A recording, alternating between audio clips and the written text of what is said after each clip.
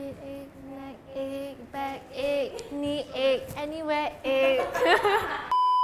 Hi guys, welcome to another episode of Ladies First. I'm Grace and today I'm going to be teaching you guys how to pose for Instagram pictures. So over the years, I've been posting a lot of Instagram pictures, and if you guys have seen my feed, you'll notice that I post a lot of travel pictures and also OOTDs. Over the years, I kind of figured out how to get some go-to poses that I always use. So a lot of people actually struggle, posing in front of a camera and find it, awkward, like where do you put your hands and your legs and you just don't know what to do. So today I'm going to be showing you guys 7 really easy poses that you can do that can really help up your Insta game. Just to let you guys know, you don't really need that high-tech equipment and all that. All I use is just my iPhone, and I just use the back camera a lot, but I also use the front one. So what I actually do, like a very helpful trick, every time I feel a bit awkward, I would just ask my friends to flip on the front camera, the selfie mode, and then I would just be able to see myself pose, so that really helps me get my vibe really much faster, and it just makes me feel so much more comfortable. So now let's get right into the 7 poses. Let's go! The first pose is actually a really simple pose that you can do when you're wearing preferably a pants, because if it's a skirt, it's not too safe.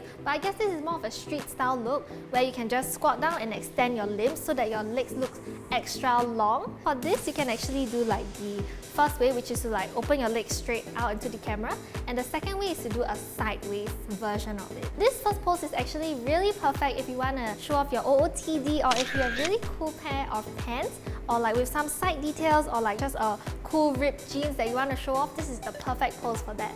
So for the next pose, it's really great for dresses, or if you just want movement in your pictures. So how I always do it is mostly 2 different ways when I'm wearing a dress. The first way is I'll just twirl around and just keep spamming pictures until I get that perfect shot. So sometimes I even have 100 pictures, then I choose 2. I'm crazy, but it works. And the next version of it is to actually walk. So I would just take a few steps and then get that shot when I'm doing that action.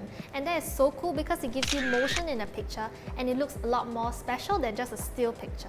Sometimes it's really difficult to get, a really good face expression when you're twirling and moving around so much. So a really good tip will be to just look away or look down, or just pretend you're enjoying the view or something. It looks more candid also. So for the third pose, it's actually the looking back picture, and this is a really flattering pose. This pose is great if you want to look sexy because you can show off your shoulders a little bit and a little bit of the back. This pose is really great if you have a very nice scenery and the backdrop, and then it looks like you're admiring the view, but at the same time you are the view.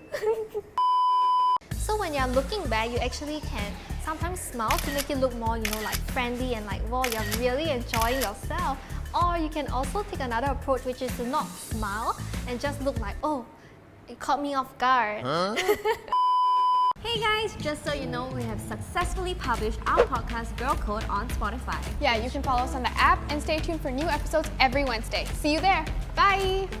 So up next, we have the hair flip pose, and this is one of the most fun shots to do because all you gotta do is just flip, go crazy. For this pose, it's really good to shoot in bursts also because you need the perfect shot where your hair looks like you're in some shampoo commercial, and that perfect shot where it looks really effortless. So as I mentioned previously, I always use different variations to spice up each pose so it looks really different altogether. So one way is to just combine poses in a sense. So maybe you can flip your hair while twirling at the same time, and maybe squat down at the same time, or just elongate your legs and flip your hair, look away. For the next pose, I call it the ache. So you can have the headache, the neck ache, back ache, knee ache, any ache you can do, just do it gorgeously. For the neck ache look, you can do it when you have a really nice jewelry that you want to show off. You just do this. One of the go-to poses I really do is the headache because it really helps to keep my hair out sometimes, especially when it's really windy. It looks very deliberate and very natural at the same time. So for the next pose, it's actually a Korean trend kind of thing. It's when you do the face framing pose where you put 2 hands on your face. So that gives you an illusion of a smaller face. And also there are different ways you can do this with 2 hands or with 1 hand. And it's really great for this pose when you actually want to show off your food when you're at a cafe, because you can frame your face and show off your food on a table. So up next, we have a pose that is more unique because it's more about playing with your surroundings and not just sticking to the basic, holding your bag kind of pose. So a really great way is to actually look around your surroundings. What can you use as a new prop to add some flavor to your picture? So for example, if you're shopping in the supermarket, it's look around what kind of props you can use. For example, reach out to the groceries instead of just holding it in front of you. So this makes the picture look more interesting and it seems like you're giving us a sneak peek into your life. So here are my 7 poses. Posing is actually all about being confident and practicing. So personally, I had to practice quite a lot in front of the mirror. Even just simple things like smiling, you can practice in the mirror and find your vibe, and also finding which angle you prefer. And it's all about experimenting, try everything, just keep taking more pictures and letting yourself experiment and be confident in front of the camera. Be good if you can actually practice with a self-timer or just mirror selfies also. So the poses that we've shared today, you can even just try to copy the poses and just take more self-timer pictures and see how you look in them. So don't be afraid to feel awkward in front of the camera. I still do sometimes, and it's all about being comfortable with the person taking the picture. All you gotta do is just feel confident with yourself, and that's already 50% of the picture. I'm sure once you feel confident in yourself, you'll get that perfect shot too. So thank you guys so much for watching this episode of Ladies First. I hope that these poses help you. So if you do try them, don't forget to tag us on Ladies First. So don't forget to subscribe, watch our latest video, and follow our podcast on Spotify. See you guys next time!